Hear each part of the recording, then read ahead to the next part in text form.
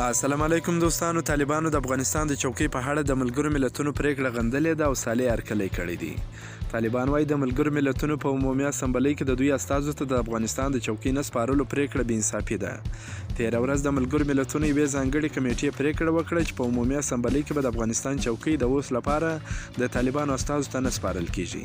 دا په دې معنی چې د افغانستان د پرځول شوي حکومت استازي غلام محمد اسحاقزی به د اوس لپاره ملګرو ملتونو کې د افغانستان چوکۍ ساتي. خو د طالبانو د حکومت بیان ذبیح الله مجاهد په یوه ټویټر پیغام کې ویلي دي د ملګرو ملتونو دا پریکړه پر اصول او انصاف نه ده ولاړه، ځکه په وینا یې له افغانانو مشروع حق اخیستی دی.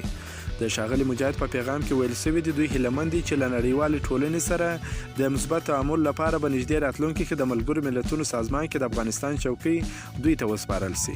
بل لور د مخکینی افغان ولسمشر لومړی مرستیال امرالله صالح د ملګرو ملتونو دا پریکړه ستایلې ده. نوموړي په یو ټویټر پیغام کې ویلي دي په ملګرو ملتونو کې د افغانستان استازولۍ چوکۍ د افغانستان اسلامي جمهوریت قانوني استازو ته پاتې کیږي. موږ د اعتبار ورکولو ځانګړې کمیټې دا پریکړه ستایو، هرکلی یې کوو او دا د افغانستان د ډیرو زخمونو ټکورولو پر لور یو بل ګام بولو. د یادونې وړ ده چې وسلوالو طالبانو 13 اګست میاشت کې واک ته له رسېدو وروسته د خپل سیاسي دفتر پخوانی ویان سهیل شاهین ملګرو ملتونو کې د خپل استازي په توګه ونوموي. خو تېره ورځ د ملګرو ملتونو یوې ځانګړې کمیټې پریکړه وکړه چې په عمومي اسمبلۍ کې د افغانستان چوکۍ د اوس لپاره افغان طالبانو ته نه ورکول کیږي.